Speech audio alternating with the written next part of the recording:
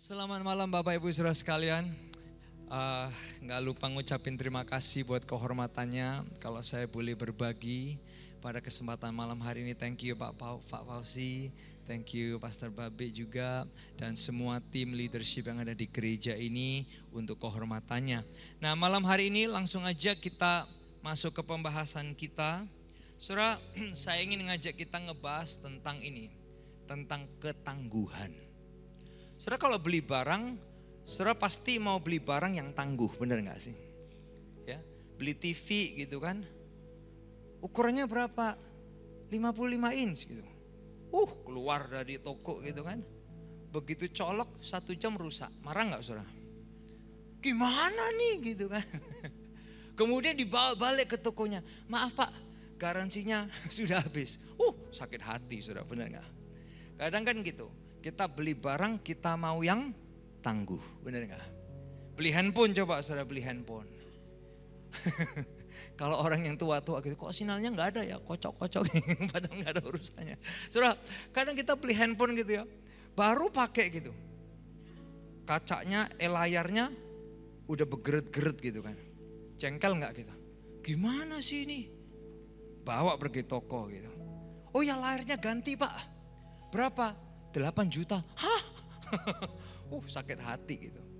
Kita handphone aja cari yang tangguh, benar apa benar? Hah? Saudara beli AC kepingin yang tangguh. Beli kulkas juga kepingin yang tangguh gitu. Beli mobil juga kepingin yang tangguh. Saudara, barang aja kita mau yang tangguh, benar gak? Apalagi hati kita dong. Bagi yang single-single ya, cewek-cewek kalau cari cowok cari yang tangguh kan. Sama dong cowok-cowok juga cari cewek yang tangguh gitu.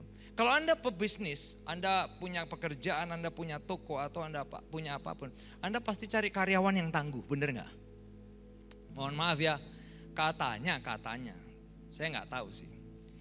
Katanya kalau karyawan Gen Z itu, rumornya denger-dengernya tuh saudara ya, katanya. Kerja 2 hari gitu, capek.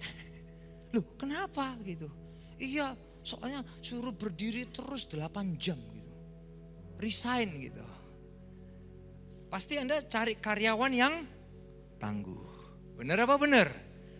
Kalau saya suka pak karyawan yang 1 hari keluar gitu. 3 hari resign gitu. Saya suka pak, jadi kita bisa kenal banyak orang.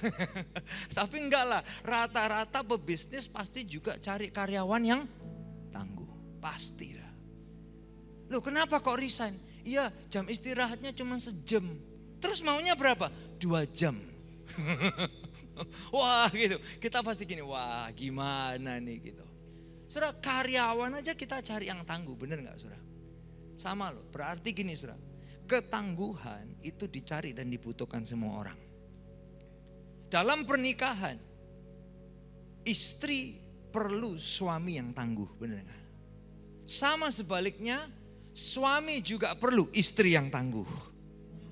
Orang tua juga bangun anak-anak supaya anak-anaknya tuh tangguh menghadapi tantangan kehidupan. Nanti dia belajar kerja ditolak orang, gak apa-apa, ayo berangkat lagi. Tapi kalau ditolak lagi gak apa-apa, gak apa-apa, belajar supaya bisa jadi sales yang tangguh gitu kan. Sama Bapak Ibu Saudara sekalian, ternyata kita anak-anak juga perlu apa? Orang tua yang tangguh. Nah ini yang akan kita bahas malam hari ini, kekuatan ketangguhan. Tangguh itu apa sih saudara? Tangguh itu dalam kamusnya ya bahasa Indonesia itu artinya kuat. Tangguh itu kuat, kokoh, tahan banting gitu kan. Kalau beli handphone sekarang, masuk air aja masih bisa dipakai foto gitu kan. Luar biasa gitu, makin canggih, hebat, kokoh gitu. Enggak gampang menyerah, itu tangguh. Nah hari ini juga termasuk ini, bagaimana kita punya iman yang tangguh. Apalagi menghadapi perubahan zaman, tantangan kehidupan yang tidak makin mudah.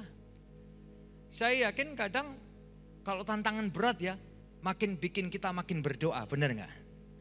Tapi kalau tantangannya itu enak, saudara.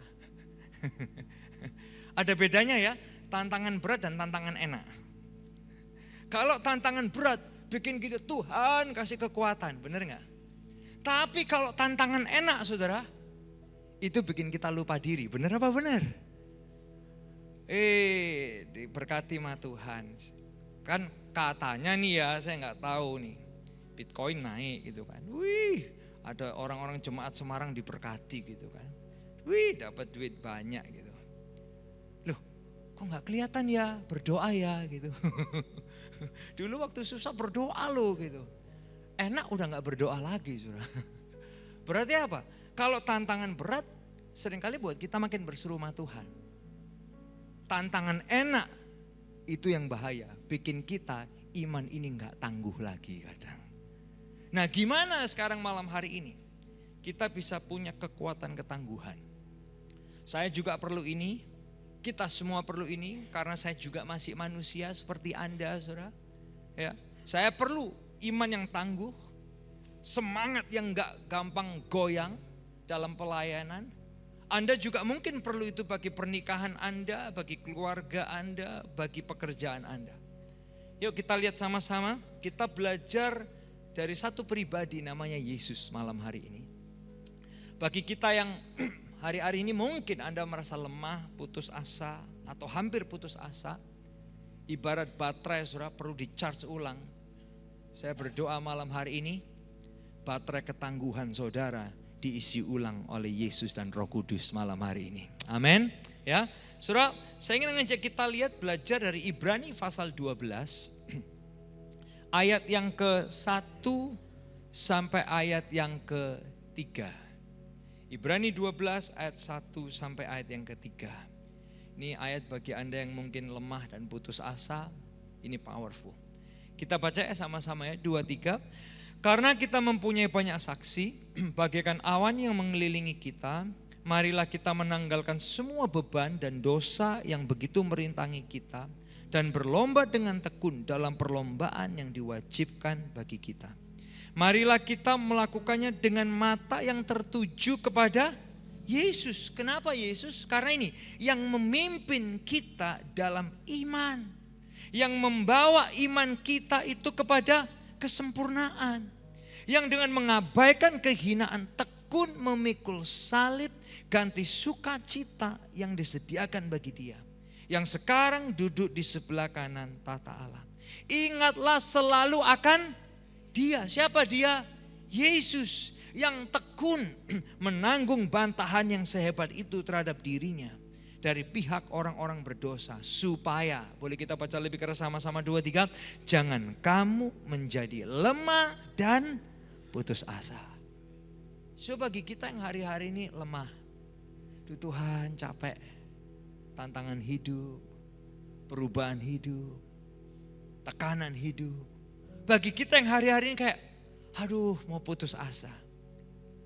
Penulis Ibrani ajak kita, ingat Yesus. Coba kita pikirin ya, ayat 2, ayat 3 yang kita baca. Kok bisa ya? Dalam keadaannya sebagai manusia, Yesus bisa setangguh itu ya. Kita kalau baca kalimat itu, saudara, mengabaikan kehinaan. Saudara pernah dihina orang? Yang pernah dihina orang boleh angkat tangannya. Wow. Yang pernah menghina orang boleh angkat tangannya. Harus fair dong, jangan play victim loh. Oh saya dihina Pak, kadang kita hina-hina orang juga. Benar apa benar? Bayangin coba Yesus, mengabaikan kehinaan gak gampang. Kadang kita gitu ya, saya gak salah loh pastor, tapi saya dihina-hina, disalah-salahin gitu. Sakit hati ini pastor kita. Oh sakit banget. Kadang pendeta juga gitu saudara. Yang berantem jemaat. Yang kena disalahin gereja dan pendeta, bener ya Pak ya? Kadang gitu, salahnya di mana kita? Nggak ikut berantem, nggak ikut ambil duit, nggak balikin duit, kok kita yang salah gitu. Saudara, dihina itu kadang, aduh sakit loh bener saudara. Tapi gimana ya Yesus ya, mengabaikan kehinaan. tekun pikul salib. Aduh, kelihatannya bagi kita itu kayak klise gitu ya. Tapi coba bayangin waktu Yesus harus menghadapi salib. Dia bisa punya banyak opsi loh, saudara. Aduh Tuhan, gak usah deh yang ini deh. Yang enak-enak aja deh. Tapi kalau harus salib, aduh jangan deh. Bisa gak diganti, bisa gak diganti. Di downgrade dikit dong siksaannya gitu. Kadang kan kita juga bisa kayak gitu nego sama Tuhan. Tuhan, jangan kayak gini dong proses saya dong. Kalau bisa Tuhan proses yang enak-enak aja Tuhan gitu. Tapi gimana dia bisa tekun loh pikul salib. Tekun menanggung bantahan dari orang berdosa. Mohon maaf ya, kadang kita ini loh saudara, sering bantah-bantah Tuhan, bener gak? Kita ini yang sering bantah-bantah Tuhan. Tapi kok Tuhan tangguh banget ya, tetap mengasihi kita dan mencintai kita. Dan lagunya bilang apa? Dia membuat kita tetap berharga. Dan karena kasih karunia selamanya kita milik Tuhan. Oh, boleh kasih tepuk tangan yang luar biasa. Come on. Nah, gimana Yesus bisa tangguh nih? Boleh gak kita lihat aplikasinya yang bisa kita pakai di hidup kita ya? Sama-sama, ada 4 hal aja simple aplikasinya. Yang pertama adalah gini saudara. Sadar kita dicintai Tuhan. Boleh kita ucapin sama-sama 2, 3. Sadar kita dicintai Tuhan. Elia, apa hubungannya jadi tangguh dalam hidup dengan saya sadar dicintai Tuhan? Saudara, kita lihat Yesus. Karena hari ini kita belajar dari Yesus, saya sendiri perlu belajar dari Yesus. Yesus dalam serangan pelayanan di dunia, yang nyerang Yesus banyak gak? Banyak. Yang fitnah dia banyak gak? Banyak. Yang maki-maki dia banyak gak? Banyak. Dia diludai, dilempari, diusir-usir, difitnah-fitnah, banyak. Tapi saudara tahu gak yang membuat Yesus tangguh dalam pelayanan di dunia? Yang pertama, Yohanes 10 ayat yang ke-17. Coba Anda lihat ini saudara. Kalimat yang pertama ini powerful banget. Dan saya berdoa kalimat ini juga jadi kalimat hidup Anda dan saya. Boleh gak kita baca kalimat pertama sama-sama ya? 2, 3. Bapa mengasihi aku. Kelihatannya kan simple ya. Tapi dia sadar banget loh. Ketika dunia mengejek dia, dalam pelayanan dia ditekan, orang lain mengecewakan, satu hal aja yang buat dia tangguh. He knows my Father loves me. My Father loves me, that's it. Makanya di ayat selanjutnya dia bilang gini, oleh karena aku memberikan nyawaku untuk menerimanya kembali. Tidak seorang pun mengambilnya daripadaku, melainkan aku memberikannya menurut kehendakku sendiri. Aku berkuasa memberikannya dan berkuasa mengambilnya kembali. Inilah tugas yang kuterima dari Bapakku. Ini dalam banget saudara. Tapi bayangin satu kalimat itu. Dia sadar apa? My Father loves me, that's it. Saudara coba bayangin gini ya. Saudara lagi stres mikirin hari besok gitu kan. Duh Tuhan gimana nih. Yang lagi kerja, aduh ekonomi lesu. Tapi cicilan harus jalan. Bayar ini harus jalan. Tagihan bank harus jalan. Saudara lagi pusing, lagi stres gitu. Terus saudara diingatkan gini. Bapak di surga cinta saya. Adem banget gak sih saudara? Kayak Tuhan. Wow, so you love me, you care for me, everything's gonna be okay. Bapakku cinta aku, kalau burung dipelihara, aku ini lebih berharga daripada burung. Dan Bapak pasti juga pelihara hidupku. Itu yang bikin kita kuat lagi, akhirnya kita jadi tangguh lagi. Yang paham boleh katakan yes. Saudara, ketika kita lagi kecewa sama keadaan ya, kecewa gini, Pak pendetaku mengecewakan, pelayan ini ngecewain, teman di gereja ngecewain, bos kita ngecewain, semua ngecewain gitu kan. Tiba-tiba saudara kata-kata ini, Bapakku di surga mengasihi aku. Itu kan obat anti stres bener ya saudara. Kalau melatonin gak bisa bikin Anda tidur saudara. Mengerti dan sadar dicintai Bapak. Itu rilis stres, bener gak sih saudara? Termasuk apa ya, pasangan ya yang menikah ya. Kadang kita mohon maaf, kita bisa nuntut kan. istri kita, kok kamu gak gini sih gitu. Suami, mohon maaf, istri juga bisa nuntut suami kan, tuntut-tuntutan. Ini mau nikah apa mau di pengadilan gitu kan. Saudara, kadang kita tuntut akhirnya apa? Gak selesai. Hidup makin banyak komplain, bener gak sih?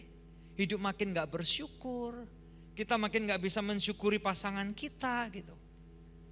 Tapi tahu gak, ketika pria, wanita, suami, istri itu sadar, istriku gak bisa mencintai aku sempurna kok, tapi Bapak mengasihi aku sempurna, itu bikin pernikahan kita utuh. Yang paham boleh katakan yes.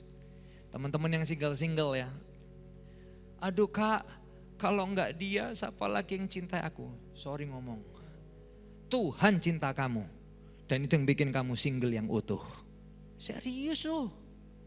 Aduh Kak, tapi dia itu cinta aku banget Kak gitu. Come on lah, Tuhan tuh loh lebih cinta kamu apa adanya kamu. Dia tahu semua kekurangan kamu, tapi dia tetap pandang indah kamu. Sadari, Bapak itu cinta kita. Itu buat kita jadi single yang tangguh, yang paham boleh katakan yes. Pernikahan kita kokoh dan kuat. Termasuk apa? Hidup kita jadi pribadi yang tangguh dan kokoh. Yesus tangguh loh. Sadar apa? Bapak mengasihi aku. Saudara, kadang dalam pelayanan saya juga perlu kok diingetin hal kayak gini. My Father loves me. Saudara, yang kedua yang bisa kita bawa pulang belajar dari Yesus adalah ini, saudara. Mengenali siapa kita dalam Tuhan. Ini namanya principle of identification. Identifikasi. Kenapa ini penting, Pastor Elia? Apa urusannya sama tangguh gitu kan? Kenali siapa kita dalam Tuhan, apa urusannya dengan tangguh? Boleh gak saya bilang gini, orang yang tidak kenal dirinya di dalam Tuhan, mudah dimanipulasi tekanan dunia. Mudah di-pressure keadaan sekitar. Dan akhirnya apa? Gampang diombang-ambingkan sama problem sekitarnya. Akhirnya apa yang terjadi? Gampang stres, putus asa, bingung apa kata orang, bingung pendapat orang. Akhirnya apa? Kita nggak tangguh lagi gitu. Tapi waktu kita kenali siapa kita di dalam Tuhan, itu bikin kita tangguh. Contoh ya, saya kasih contoh. Kita kan sering dengar pendapat orang tentang siapa kita, benar gak sih? Kalau orang bilang gini, wah keren gitu. Apa yang terjadi dengan mood kita? Seneng. Aduh senang, puji Tuhan gitu. Tapi ketika orang bilang gini, jelek. Apa yang terjadi dengan mood kita? Jengkel, marah, tersinggung, bener gak? Suami-suami kan gitu hati-hati ya pertanyaan istri ya. Pi bagus gak? Jawab jujur, tidur di sofa. Tapi kalau gak jujur, katanya gombal gitu kan. Nah saudara, tapi perhatiin nih. Orang bilang keren, kita senang. Orang bilang jelek, jengkel, marah, tersinggung. Akhirnya apa saudara? Hidup kita itu ditentukan oleh apa kata orang, bukan kata Tuhan. Apalagi zaman sekarang. Komentar orang, apalagi yang main sosial media tuh. Kata-kata netizen kan pedes ya saudara ya. Kalau gak siap main sosmed, lebih baik jangan main sosmed. Serius loh. Daripada apa? Mood kita tuh fluktuasi kayak saham saudara. Kalau orang bilang, keren gitu, komentar bagus, we happy. Tapi komentar jelek, kita langsung sedih. Seakan-akan kita selalu menunggu validasi orang lain. Makanya mental kita tidak tangguh. Tapi orang yang tahu siapa dirinya dalam Tuhan, dia tangguh. Karena apa? Bukan tentang apa kata orang, tapi tentang apa kata Tuhan dalam dirinya. Orang yang kenali siapa dirinya dalam Tuhan bukan lagi tentang apa yang orang pikirkan tentang kita, tapi apa yang Tuhan itu pikirkan dalam kehidupan kita. Yang paham boleh katakan yes. Come on. Nah, stres terjadi ketika kita selalu memikirkan pendapat orang lain atau keinginan orang lain. Boleh gak kita ucapin ini sama-sama ya? 2, 3. Stres terjadi ketika kita selalu memikirkan pendapat orang lain atau keinginan orang lain. Bukan berarti saudara ya kita tidak mau terima masukan, bukan. Beda itu saudara. Hati hamba mau diajar itu bagus. Tapi kalau kita selalu mengikuti validasi kata-kata orang lain saudara, itu yang bikin kita nggak tangguh, gampang stres, mudah tergoyahkan. Kita ambil contoh Yesus lagi, kita kembali kepada Yesus. Tahu nggak Yesus dalam pelayanan ini, dunia ini jahat loh sama dia waktu itu. Jahat sekali. Dia diejek banyak orang, dihina banyak orang, ditentang banyak orang, tekanan-tekanan datang, termasuk apa? Problema dosa. Tapi tahu nggak saudara, Yesus seringkali mengingatkan dirinya, siapa dia di dalam Bapa. Apa yang Yesus lakuin? Dalam pelayanan seringkali dia gini, akulah terang dunia, akulah jalan, akulah kebenaran, akulah kehidupan. So berulang kali dia tuh ucapkan siapa dia di dalam Bapa. Yang paham boleh katakan yes. Sehingga dia gak perlu validasi orang Farisi, dia gak perlu validasi penerimaan orang Saduki, dia gak perlu validasi penerimaan dari ahli Taurat, gak perlu. Karena dia sudah tahu siapa dirinya di dalam Bapa. Dia kenal siapa dirinya, akulah terang, akulah anak Allah, akulah jalan, akulah kebenaran, akulah kehidupan. So Yesus kenali siapa dia di dalam Tuhan. Hari ini Anda mau tangguh dalam pelayanan, tangguh dalam kehidupan, kenali siapa kita dalam Tuhan. Karena kalau enggak kita enggak tangguh loh saudara. Nanti habis pelayanan orang bilang thank you ya luar biasa, seneng. Satu hari enggak ada yang bilang thank you, enggak ada yang bilang luar biasa, kita kecewa. Saya sudah pelayanan capek-capek, tahu nggak udah puter-puter gitu sampai keringetan. Nggak ada yang bilang thank you, nggak ada yang bilang bagus loh. Kecewa saya gitu. Tapi saudara waktu kita tahu siapa kita dalam Tuhan. Orang bilang thank you apa nggak thank you. Kita tahu pelayanan kita udah berharga di hadapan Tuhan. Dan surga menghargai pelayanan kita. Yang paham boleh katakan yes. Ya. Yang ketiga saudara, kita ini mencoba menyenangkan siapa? Boleh kita ucapin sama-sama 2, 3. Kita mencoba menyenangkan siapa? Saya mau tanya nih, apa yang memotivasi kita setiap hari kita bangun pagi? Apa yang memotivasi kita? Kalau yang memotivasi kita itu salah, sorry ngomong ya, bikin stres. Emosi kita up and down dan kita nggak tangguh. Contoh. Pastor Elia, kalau saya bangun pagi, yang memotivasi saya adalah cuan. Luar biasa. Kalau hari itu enggak cuan, bad day pastor. Datang ke komsel, persekutuan, tolong doakan hari ini bad day. Kenapa bad day? Ya enggak ada penyertaan Tuhan. Tuhan enggak hadir gitu. So Tuhan hadir diukur dengan cuan. Penyertaan Tuhan diukur dengan cuan gitu kan. So apa yang memotivasi kita bangun pagi? Kawan. Kalau kawan mundur, kita ikut mundur dong. Kalau kawan maju, baru kita ikut maju. Kalau kawan ninggalin kita, kalau kawan ninggalin Tuhan, apakah iman kita di dalam kawan kita atau iman kita dalam Tuhan? Come on. Ayolah. Kalau iman kita dalam kawan kita nggak tangguh. Karena kawan kita nggak tangguh. Tapi kalau iman kita memandang Yesus saja, penulis Ibrani bilang apa? Ingatlah selalu akan Dia. Pandanglah Yesus. Sehingga apa? Iman kita nggak ikut kawan kita. Tapi iman kita hanya ikut Yesus saja. Makanya Yesus ngajarin kita saudara. Kita tuh nggak bisa melayani dua Tuhan. Bener nggak sih? Termasuk ya aplikasi simpelnya gini. Kita juga nggak bisa nyenengin semua orang kok. Nanti ada orang-orang A sukanya A gitu. Orang-orang B sukanya B gitu. Terus saudara ikut yang mana? Orang-orang C sukanya C. Saudara ikut yang mana? Nyenengin A, B marah. Nyenengin B, yang A marah. Coba gimana? Pusing deh saya, stres. Karena apa saudara? Kita mau nyenengin manusia. Boleh gak saya bilang gini, bahkan Tuhan ya gak nyenengin semua orang loh. Gimana pastor? Tuhan gak nyenengin semua orang. Contoh, saya kasih contoh. Semarang panas, panas gitu kan. Yang satu orang Kristen anak Tuhan. Ya Tuhan, kirim hujan segar bagi kota Semarang gitu. Anak Tuhan yang satu, Tuhan tetap panas aja Tuhan, karena kerjaan saya butuh yang panas gini. Tuhan denger yang mana coba? Sama-sama anak Tuhan, sama-sama datang di PD Immanuel, sama-sama doa di sini. Coba Tuhan suruh ikut yang mana, saudara? Coba pikirin, ikut yang mana kira-kira Tuhan? Hah? Tuhan ikut yang perpuluhannya banyak. Ya enggak lah.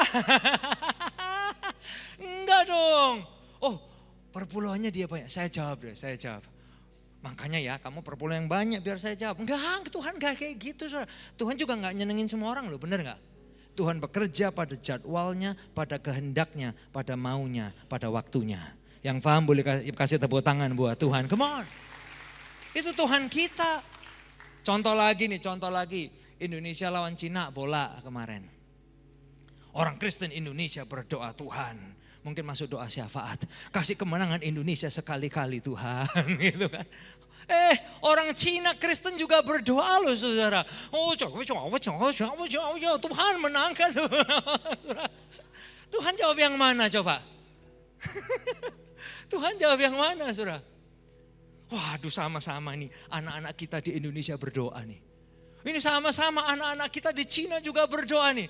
Terus Tuhan menangin yang mana coba? Saudara, Tuhan juga gak menangin semua orang kok. Tuhan gak menyenangkan semua orang. Yang paham boleh katakan yes. Pemilihan presiden. Pemilihan presiden ngeri saudara ya. Hah? Ini kan juga mau pemilihan gubernur. Anak Tuhan nanti, Tuhan menangkan Tuhan kandidat ini supaya dia bisa menjadi kepanjangan tangan Tuhan. Oke. Yang satu lagi berdoa, Tuhan menangin kandidat yang ini Tuhan supaya rencanamu digenapilah dia. Terus Tuhan pilih yang mana coba? Saudara, Tuhan juga gak nyenengin semua orang loh, bener gak sih? Kita juga jangan nyenengin semua orang. Stres saudara. Tahu nggak, kembali kepada Yesus ya, siap-siap ya, kembali kepada Yesus. Yesus simple.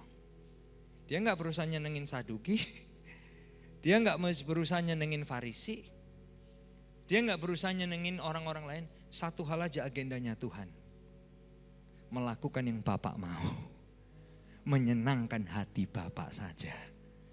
Saat Yohanes pasal 5 ayat yang ke-30, dia bilang apa? I'm not trying to do what I want. Only what my Father who sent me wants. Jadi aku gak melakukan apa yang aku mau kok.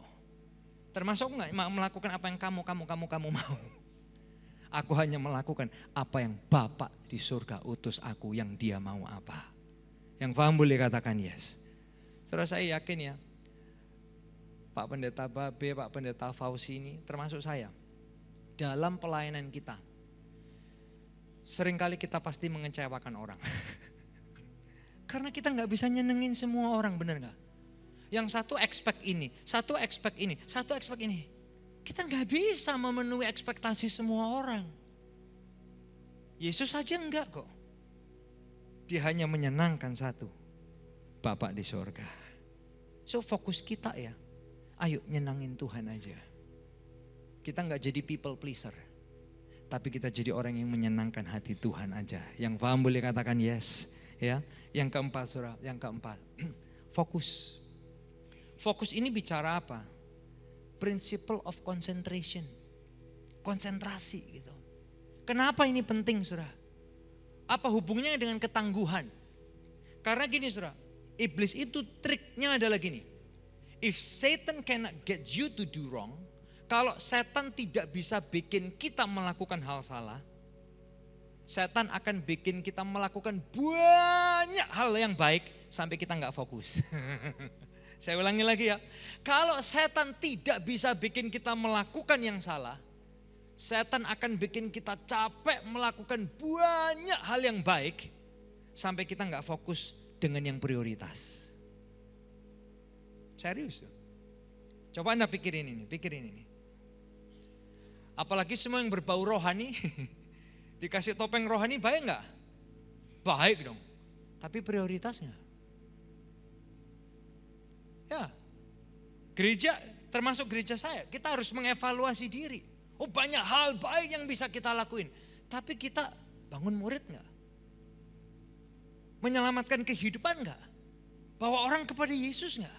Yang esensi dan yang prioritas itu jangan sampai kelewatan. Karena kita melakukan banyak hal baik, sampai yang terpenting tidak kita lakukan. Bisa enggak gitu? Oh, bisa banget. Iblis itu pinter banget Bapak Ibu Saudara sekalian. Makanya gini, apakah semua kesempatan itu datang dari Tuhan? Apakah semua kesempatan itu berkat? Enggak juga loh saudara. Kalau semua kesempatan berkat, ini datang, yes, ini datang, yes, ini datang. Sampai akhirnya lama-lama kita bisa jauh dari Tuhan loh. Benar apa benar? Nah, contoh aja simple, kerjaan gitu kan. Kerja, makanya banyak orang apa? Sibuk kerja, katanya berkat kan? Sampai akhirnya apa? Dia sendiri udah jauh dari Tuhan. Loh, dulu pelayanan, kok nggak pelayanan? Iya, ya maaf ya, banyak berkat. Wow, berkat itu harusnya makin mendekatkan kita dari Tuhan, bukan menjauhkan kita dari Tuhan. Yang paham boleh katakan yes. Loh, dulu itu orangnya menyala-nyala loh buat Tuhan. Rajin berkorban buat Tuhan. Sekarang di mana ya? Ya maaf pastor, soalnya lagi sibuk, banyak berkat dari Tuhan gitu. Saudara, come on lah. Hah? Kan sayang loh pastor, dari Tuhan loh gitu. Saudara, kalau dari Tuhan pasti membuat kita dekat sama Tuhan. Tidak menjauhkan kita dari Tuhan. Iblis tuh pinter saudara. Kalau dia nggak bisa bikin kita salah, dia akan bikin kita ngelakuin banyak hal baik, tapi tidak esensi dan tidak prioritas. Tapi Yesus ini teladan kita saudara. Yesus itu masternya fokus, masternya konsentrasi. Tahu nggak? Saya ajak kita lihat ya. Belajar banget saya dari Yesus. Kita semua malam hari belajar dari Yesus. Lukas 9 ayat yang ke-51. Saudara, kita baca sama-sama ya. Mungkin sebagian Anda nggak ngerti artinya, tapi saya jelaskan nanti.